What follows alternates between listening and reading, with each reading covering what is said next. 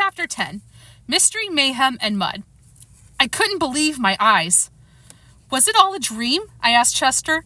Of course it wasn't, he said. Now come on, we've got to move fast. I was still blinking in disbelief when I heard a howl that sounded like the one in my dream. Echoing eerily, it sent a shiver all through me. Howard and Heather, I exclaimed. It's them, isn't it, Chester? They're the ones, aren't they?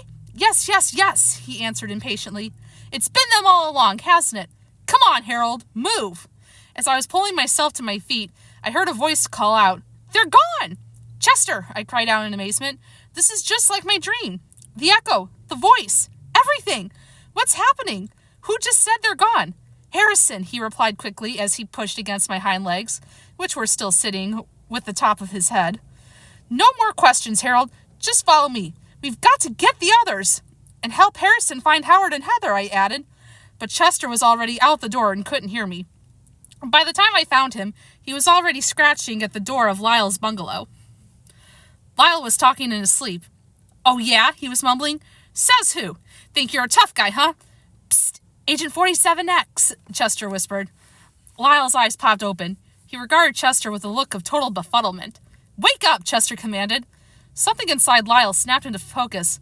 What is it, Agent 37B1949X10YKLB97? I think he would have gone on till morning if Chester hadn't cut it off. A secret mission. Follow me, he said. Lyle flipped open his door and crawled out. He looked stealthily out of slitted eyes and kept low to the ground as Chester led the way to Taxi's bungalow. Don't let Harrison see you, Chester hissed back at us. But why? I started to ask when Chester cut me off with a sharp shh. We continued creeping across the muddy compound until we arrived at Taxi's. He was wide awake and looked out at us as if he'd been half expecting our arrival. Boy, oh boy, he said in greeting. Can't a soul get any sleep around this place? What is going on anyway? Ask Chester, I replied. Okay, Taxi said. And then with a start, he exclaimed, Chester! Shh! Chester retorted. Chester! Cried Taxi again, but this time in a tiny voice. You're back! Yes, I'm back. But how? I'll explain later. Right now, we've got more important things to deal with. How do I know you're not a ghost? Taxi went on. Do something and I'll know you're not a ghost. How would it be if I bit your nose? Chester hissed through clenched teeth. Would that be proof enough for you? Taxi thought a moment. Yes, he said. Yes, I guess that would do. Agent 35 HBO 7575 NFL 13 YXX42. Hike! Taxi cried. What is it, Lyle? Chester asked, turning his head. Can we get this operation underway? I was in the middle of a good dream. Chester shook his head in dismay. What a crew. I should have done this myself. Done what? I asked. I still don't understand. There was a crash of thunder and an accompanying lightning. I could see Harrison standing several yards away. Chester noticed too, and motioned to us to huddle together and keep our voices down. Taxi crept out of his bungalow and pushed his head close to mine. Howard and Heather are somewhere nearby, Chester told us. We have to get to them before it's too late. Help Hal's out now, I thought. What should we do? I asked as the rain quieted to a steady drizzle.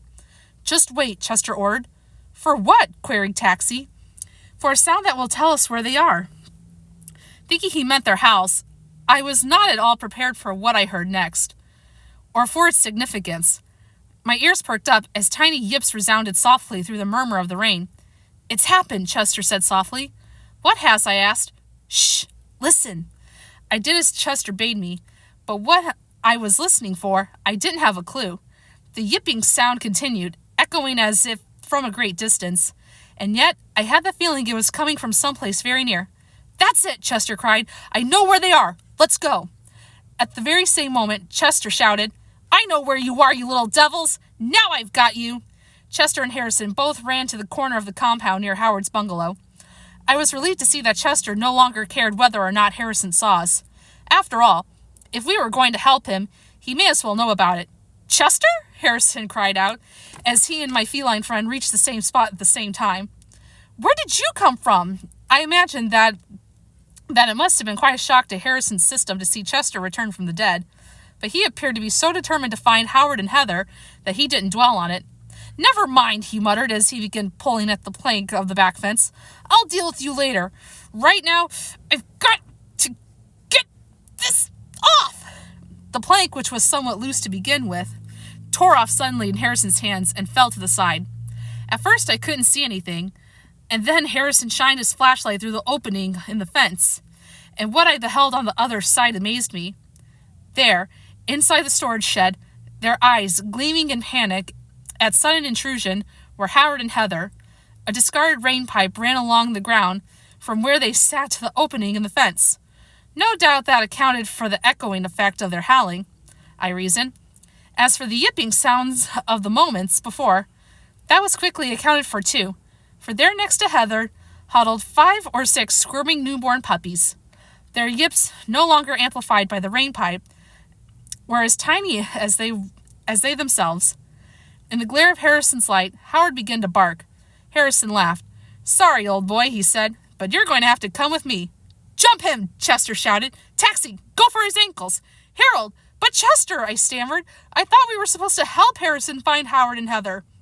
"Weren't they the ones we were after?" Yes, of course," Chester snapped. "But not because they're the murderers. Don't you see? Harrison's the one. It's Howard and Heather he's been after the whole time." Well, I didn't see at all, of course, but I decided this was not the time for further discussion, particularly not when I looked up and saw Harrison glaring down at me. "What are you all doing here anyway?" he uttered in a low, threatening voice. "Get out of here! All of you! Move!" We sat riveted to our spots. Suddenly Harrison lunged at me. I didn't know which way to turn. "Jump, Agent 16 IQ!" Lyle shouted in the direction as he leapt onto Harrison's shoulders. I jumped. Harrison lunged, and he landed face first in a big puddle. "Oof," he said, or something to that effect, as he lifted his head out of the murky water. "Get off of me, you stupid cat!" He tried to shake Lyle loose, but Lyle was going nowhere. "The game is up, NY7!" Lyle cried out. "Your spying days are over." He dug his claws in to get a firm hold, and Harrison let out a yelp. He struggled to his feet. Lyle held on tight. "Taxi!" Chester cried out. "The ankles! I'll join Lyle." "And Harold?" "Yes?" I asked. I wasn't very good at rough stuff, so I wasn't sure what I could do to be of help. "Bark!" Chester commanded. "But Chester, you know how I hate the sound of barking." "Bark!" Chester ordered again. I wasn't sure what good it would do, but I did as I was told. Loudly I barked. Howard joined in. Chester jumped onto Harrison's back, and Taxi began nipping at his ankles. "Hey, what's going on here?" Harrison cried. "Get off of me! Ouch!" Chester must have gotten in a good one. "What's with you animals all of a sudden?" "Ow! Taxi, get away from my feet!" Harrison kicked at Taxi, who fell over backwards. "Are you okay?" I asked him, concerned that he hurt himself. "I'm fine," Taxi answered. He broke into a smile. "Isn't this fun?" he asked. Then he dove for Harrison's feet again. "Break his thumbs!" Lyle shouted gleefully. "We'll teach him a thing or two." "Attaboy, Lyle," Chester said encouragingly. "Come on, Harold.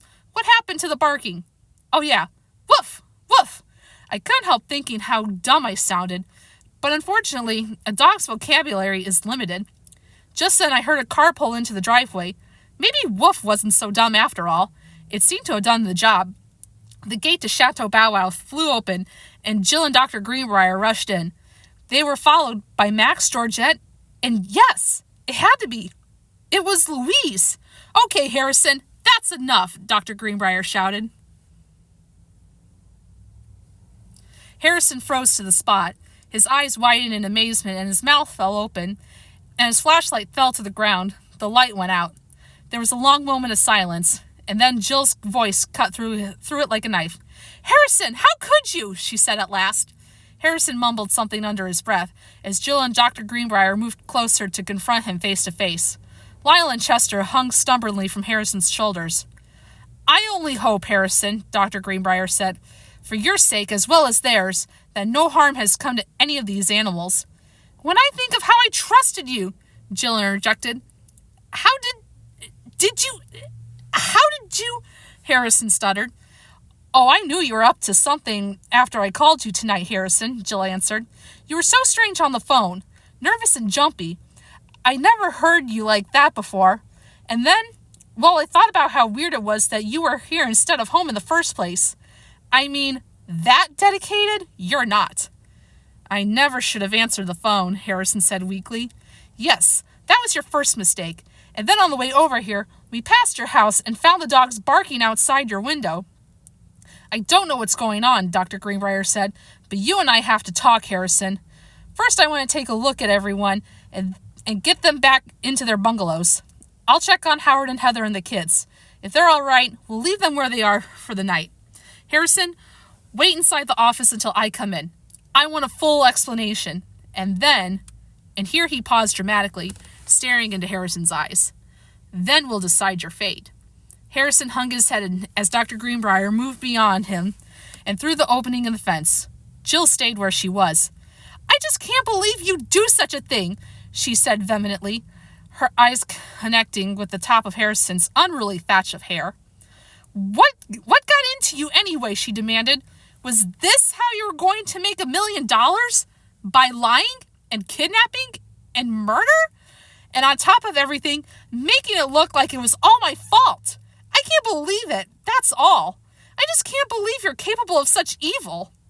Harrison continued to stare at the ground, avoiding Jill's gaze. Well, she asked after a moment, don't you have anything to say for yourself? Harrison shrugged and lifted his head slightly. In a soft voice, he uttered in his defense, you can't blame a person for trying. Jill just shook her head slowly and watched as Harrison shuffled off toward the office door. Then she moved away to join Dr. Greenbrier in the storage shed. Chester and Lyle jumped down from Harrison's shoulders, and Taxi came over to me with a piece of Harrison's sock hanging from his mouth, a souvenir of his night of bravery, no doubt. When he reached the office door, Harrison turned back and sighed heavily. I almost felt sorry for him, and turned to Chester to tell him so. Don't waste your pity, Chester replied. When I tell you about Harrison, you're not going to have such a soft spot in your heart for him. Just then, Louise walked over to me. Scott, she said to me softly. I wanted to remind her that my name was Harold, but she continued before I could say anything. Scott, I know you have held out hope that we'd get together, but I'm going back to Chip. He wants me, and well, I am wanting him. I'm going to forgive and forget, no matter what has been between him and Liza. Forgive and forget, Scott. I hope you can understand. She walked back to Max's side. Chester and I turned to each other. What terrible thing did Harrison do to Louise? I asked in shock. Mind control? Worse, Chester answered. 2 days of afternoon television. I looked back at Louise, and a feeling of horror overwhelmed me. Chester was right. There could be no pity for Harrison. I agree with that after what he did. And did you guys figure out it was Harrison? Comment below. Tell me what your thoughts were. Join for the next chapter. We'll see what happens.